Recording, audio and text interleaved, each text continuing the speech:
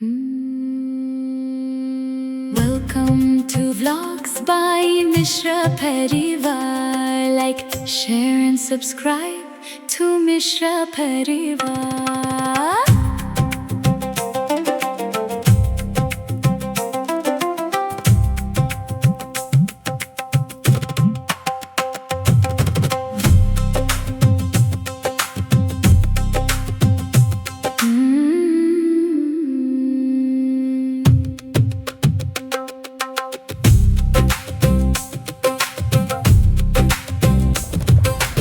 आज मैं दिल्ली आई थी और मैंने अभी शॉपिंग कंप्लीट कर लिया। मैंने गोयल संस से ही लिया।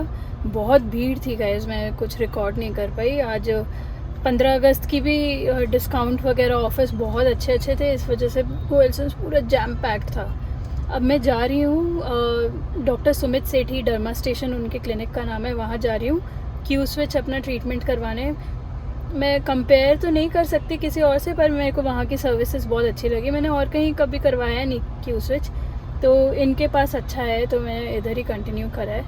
बहुत अच्छा करते हैं गैस। तो आपको भी कभी करवाना हो कुछ डर्मा रिलेटेड कोई भी ट्रीटमेंट तो आप कंसिडर कर सकते हैं डॉक्टर सुमित सेठी।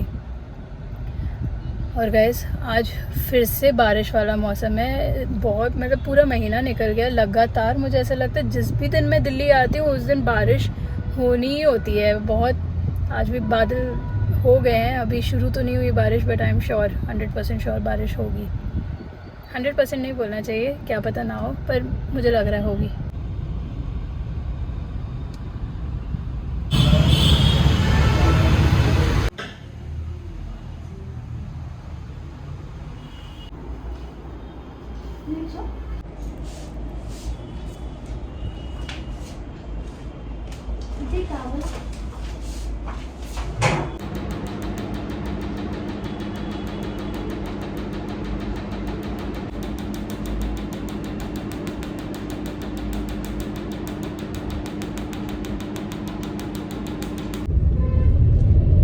तो गाइस आप लोग सोच रहे होंगे मैं क्या प्रोसीजर करवा रही थी वहाँ पे। तो वो क्यू स्विच एक लेज़र ट्रीटमेंट होता है, पर हेयर रिमूवल के लिए नहीं होता है। ये होता है स्किन टोन लाइटन करने के लिए। लाइटन भी नहीं है एक्चुअली, स्किन टोन को यूनिफॉर्म करने के लिए होता है कि कहीं कहीं पिगमेंटेशन आपको है कुछ, तो वो यूनिफॉर्म हो जाती है। और दूसरा जैसे आप नॉर्मल ट्रीटमेंट करवाते हैं, ब्लीच वगैरह करवाते हैं, मैं पहले करवाती थी ब्लीच, पर उसकी जगह ये प्रोसीजर ज़्यादा अच्छा है। इससे भी स्किन जो हेयर है वो ब्लीच जैसे लाइटन हो जाता है, और ये थोड़ा लंबा टाइम चलते हैं कंपेयर टू जो ब्लीचिंग जितना टाइम चलती है उससे ज़्यादा चलता है ये। प्लस ब्लीचिंग से क्या है वो एकदम एसिड ही है, तो थोड़ा सा बर्न वगैरह भी हो जाता है, इससे वो प्रॉब्लम नहीं होती। और मुझे जैसे कुछ लोग जैसे फेशियल हेयर है उनको, लेकिन वो लेज़र नहीं करवा सकते क्योंकि वो इतना थिक भी हेयर नहीं है, तो डॉक्टर मना कर देते हैं कि आपके में इफ़ेक्टिव नहीं होगा लेज़र ट्रीटमेंट। तो उन लोगों के लिए ये बेनिफिशियल है। आप इससे कराएंगे तो लाइट हो जाते हैं बाल, और भी लाइट हो जाता है। तो जैसे ब्लीच करने के बाद जब वापस से वो ब्लैक कलर आता है हेयर का, तो वो बहुत ज़्यादा प्रोमिनेंटली दिखता है। इसमें नहीं दिखता है क्योंकि बाल बहुत लाइट हो जाते हैं, तो इतना प्रोमिनेंट नहीं होता है, बट आपको पता चल जाता है। मेरे ख्याल से मैं हर 2 महीने में मुझे करवाना पड़ता है, पर ये बेटर है। स्किन टोन भी बहुत हद तक इम्प्रूव हो जाती है, तो मैंने ये प्रोसीजर करवाया है। ट्रैफिक के इस साइड रहना हमेशा बहुत बुरा लगता है, पर जब उस तरफ होते हैं तब हमेशा बहुत अच्छा लगता है कि दूसरी तरफ ट्रैफिक है, उनको देख के मज़ा आता है। पर जब खुद पे बीतती है, अरे यार इतना लंबा ट्रैफिक है ये। ऑलरेडी मुझे सिर्फ दिल्ली से निकलने में, अभी तक मैं दिल्ली से निकली भी नहीं हूँ, DND भी नहीं पहुँची हूँ, मुझे 1.5 घंटा लग चुका है ऑलरेडी। 1.5 घंटा, इमेजिन गाइस। आज मुझे दोपहर की नींद तो बिल्कुल ही नहीं प्राप्त होगी। उल्टा मैं सीधा, मुझे लगता है मैं क्लिनिक टाइम पे ही पहुंचूंगी और मैं सीधा दूसरे क्लिनिक ही जाऊंगी, आज घर नहीं जाऊंगी बीच में। सैड, क्या कर सकते हैं। गाइस देखिए कितना प्यारा मौसम हो रहा है यहाँ पे, ऐसा लग रहा है जैसे किसी शहर से हिल स्टेशन जा रहे हो। इतना सुंदर, इतना प्यारा, इतना ग्रीनरी। मेरा ग्रेटर नोएडा नज़र ना लगे भैया, मौसम ना ख़राब हो जाए। बहुत अच्छा लग रहा है आज। वही लग गई नज़र ट्रैफिक ग्रेटर नोएडा घुसते ही। सैड।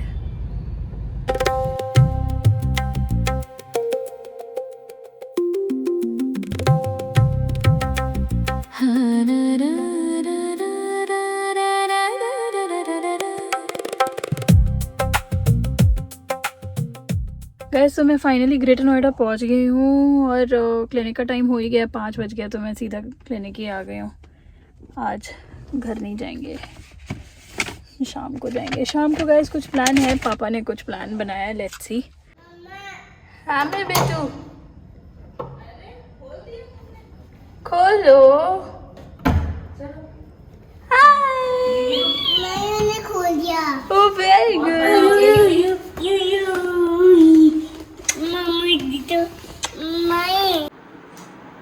ऐसे करो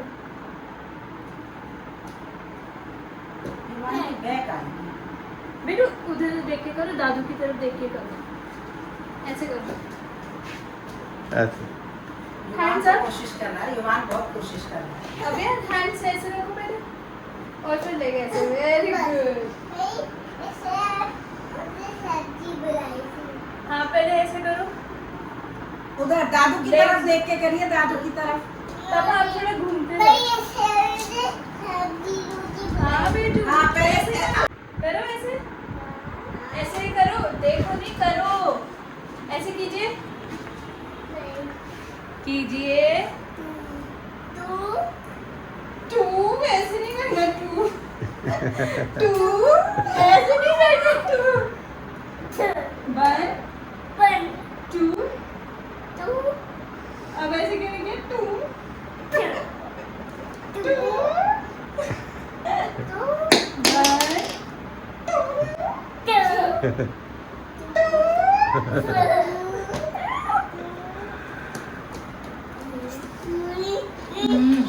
गाइस देखते हैं दादी ने बच्चों की प्रैक्टिस पूरी करा दी है या नहीं। बेटू सैल्यूट कैसे करते हैं, कैसे करेंगे कल? फ्लैग को देखे बेटा, ऐसे करेंगे। कैसे करेंगे? करो, ऐसे करके दिखो। Very good. और फिर गाना कौन सा गाएंगे? नन्ना मुन्ना राही हूँ, देश का सिपाही।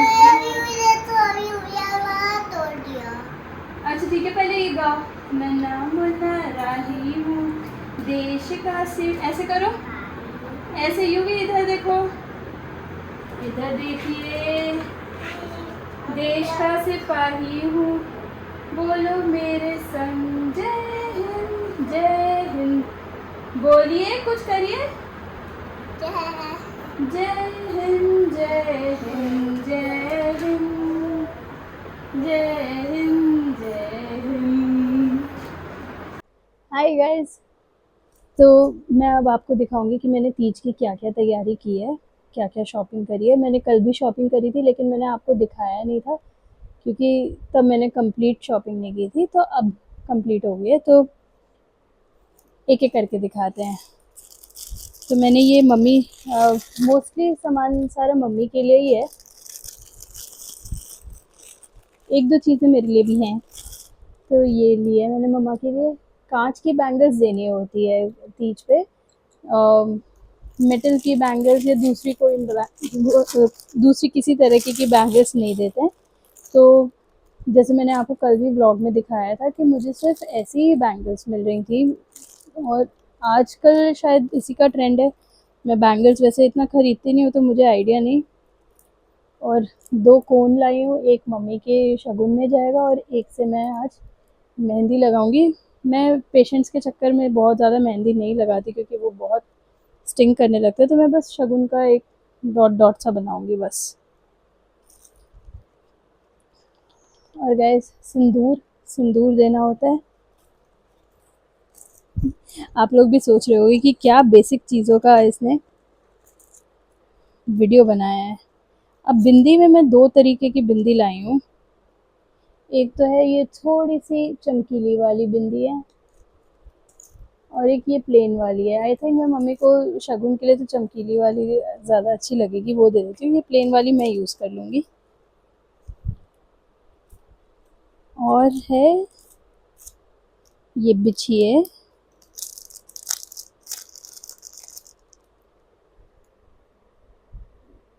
सिंपल चांदी के बिछिए हैं।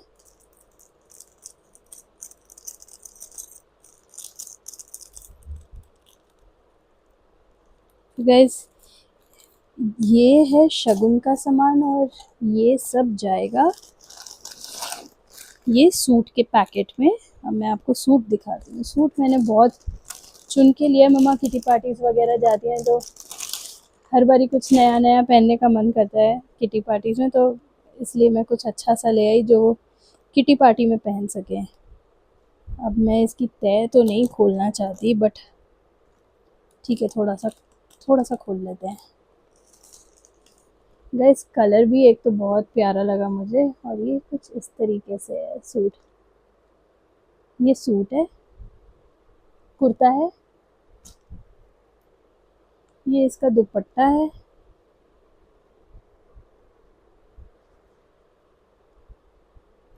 और ये इसके साथ पैंट्स हैं। पैंट्स पे भी काम है, तो ये मुझे बहुत अच्छा लगा। ये वैसे ये ब्रांड तो उसमें डब्ल्यू लिखा था, पर डब्ल्यू नहीं, ये तो ऐसे कुछ रेजन ब्रांड है। ये सूट मुझे गैस पड़ा 2500 रुपीज़ का, और ये मैंने गोयल सन से ही लिया है। गोयल सन्स में इवन दो ऑफर चल रहा था, तब भी इस सूट पे मुझे 30% ऑफ मिला। जो मैंने आपको बिछिए दिखाए थे वो 800 रुपये के आए हैं। बैंगल्स कुछ 400 रुपये तक की हैं, और बाकी सब आइटम तो छोटा छोटा है। इनका रेट मुझे नहीं मालूम, नहीं याद। अब मैं इसको इसी पैकेट में मम्मी का सारा सामान सजा के लगा दूंगी। और जब तक मैं ये कर रही हूँ, मैं आपको एक आज की न्यूज़ बताती हूँ। आज क्या हुआ वो बताती हूँ। आज मैं घर गई, तो शुरू से बताती हूँ। एक्चुअली अव्यान जो है मेरा, जो 2 मिनट बड़ा बेटा है वो आज बहुत दिनों से ना, उसको आदत पड़ गई थी बाइट करने की। और वो और किसी को, बाकी सबको भी करता है, कम करता है, लेकिन यूवी को बहुत करता है। और बेचारा यूवी बहुत डर जाता है, रोने लगता है। और यूवी के वो बार बार अब मुंह पे कट करने लग गया था, बाइट करने लग गया था। तो कुछ दिन पहले मैंने देखा यूवी के निशान लग गया। वो अकेले में भी, जब अव्यान युवान अकेले में होता है तब बहुत ज़ोर से बाइट करता है, और तब हम लोग रोक भी नहीं पाते क्योंकि हम होते नहीं वहाँ पे। तो थोड़ा मैं डर गई थी कि उसको दर्द होता होगा। युवान कुछ भी नहीं, बेचारा रो के आ जाता है, लेकिन उसको मना नहीं कर पाता ऑब्वियसली। तो समझ नहीं पा रहे थे कि अव्यान को रोके कैसे। मैंने बहुत कोशिश की, मैंने उसको ऐसे उसी टाइम बोलती थी कि अव्यान नहीं करना, गलत बात है, नहीं काटते किसी को, ऐसे ये सब बोला उसको। लेकिन बहुत ज़्यादा होता जा रहा था अव्यान का। तो मुझे पता था कि मुझे डांटना तो पड़ेगा ही एक बार, और वो दिन आज था।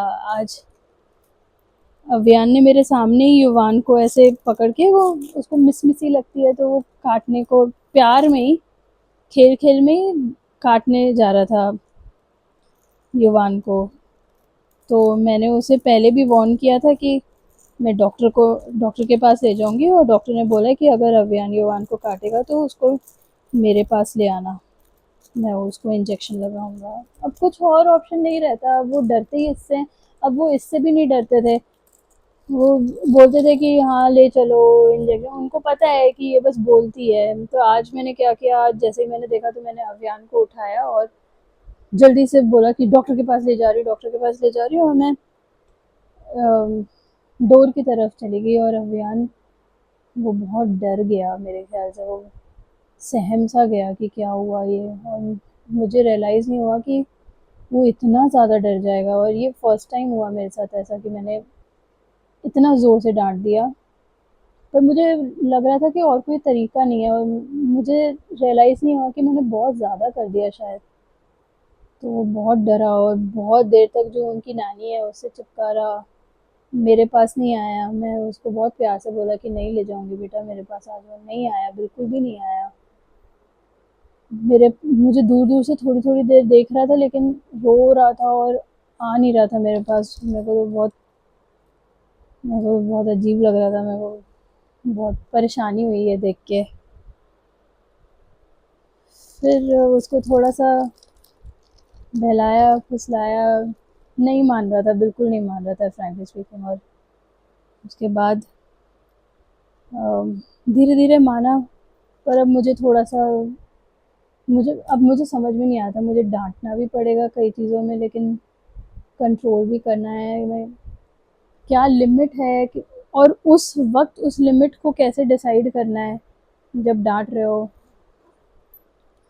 मैं मुझे तो उस टाइम तो मैंने सोच लिया था मैं इनको कभी नहीं डांटूंगी, अभियान को कभी नहीं डांटूंगी मैं, चाहे वो जितना मर्जी करे ये सब, मैं नहीं डांटूंगी। पर पता नहीं, मेरे को अंदर से इतना रोना आ रहा था। पर मैं सब लोग थे तो मैं रोई नहीं, पर मुझे बहुत ख़राब लग रहा था। और मैंने आप सबको बताया था कि पापा ने आज कुछ सोचा है।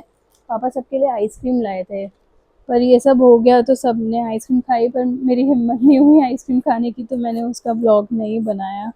सॉरी गाइस, पर ऐसा कुछ हुआ and I am not really happy with what I did. But हाँ जी, हाँ अभी भेजती, अभी भेजती।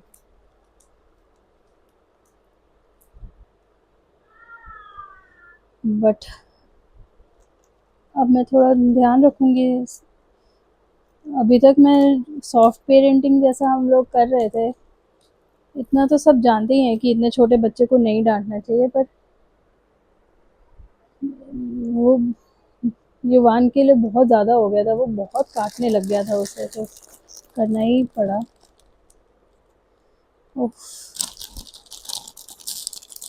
कुछ साल बाद ये लोग थप्पड़ भी खाने वाले हैं, पता नहीं मेरा क्या हाल होगा। अब समझ में आता है कि माएँ क्यों रोने लग जाती है पीछे से। मेरा बुरा हाल हो जाएगा, इन लोगों को डांट पड़ेगी, थप्पड़ पड़ेंगे और मैं ही डांटूंगी, मैं ही मारूंगी लेकिन मुझे खुद भी रोना आएगा, मुझे ऐसा लग रहा है। तो गाइस, मम्मी का पैकेट तैयार है। बिंदी, बैंगल्स, मेहंदी, सिंदूर, बिछिए, सूट और शगुन के पैसे। और अब मैं दिखाती हूँ कि मैं अपने लिए क्या लाई हूँ। एक तो ये बिंदी जो मैंने आपको दिखाई थी वो मैं रख लेती हूँ। मेरी मम्मी हमेशा तीज के पैसे दे के जाती है मुझे कि कुछ ले लेना, और वो स्पेसिफिकली बोलती है कि मैं चूड़ियाँ लूँ, और मैं हमेशा कभी जूते कभी कुछ और ले लेती हूँ, लेकिन शगुन वाला सामान कुछ नहीं लेती थी। लेकिन आज मैंने ले लिया, आज मैंने अपने लिए बैंगल्स लिए। ये कांच वाले नहीं है, और ये ग्रीन कलर लेने का रीज़न ये है कि कल यहाँ तीज का फंक्शन जैसा कुछ है और उसमें सबको ग्रीन पहनना है, और मेरे पास लिटरली कोई बैंगल नहीं है, तो इस वजह से मैंने एक सेट ले लिया। तो बिंदी, बैंगल्स और ये इयररिंग्स लिए हैं। अगेन ग्रीन ग्रीन बैंगल्स और ग्रीन इयररिंग्स, और एक पतली सी मेरे पास पैल्मोनास की चेन है, मैं वो पहन लूँगी।